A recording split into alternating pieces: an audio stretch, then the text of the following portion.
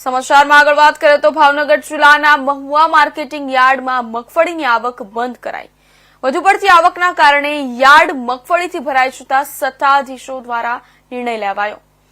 16 November 2025 રવિવારના 4 વાગ્યા સુધી મગફળીની આવક યાર્ડમાં નહીં લાવવા માટે બંધ કરાઈ છે। મહુવા માર્કેટિંગ યાર્ડમાં દરરોજ 12,000થી વધુ ગુણી મગફળીની હરાજી કરવામાં આવે છે।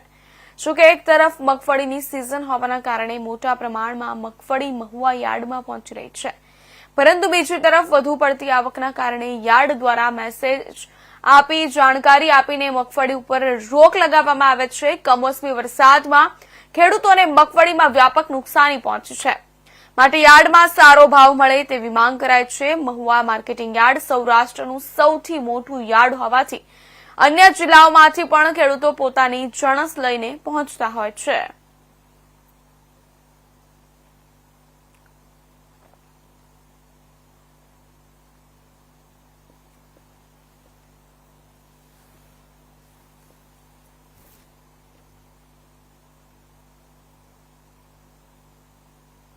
વિસનગર માર્ગ અને મકાન વિભાગના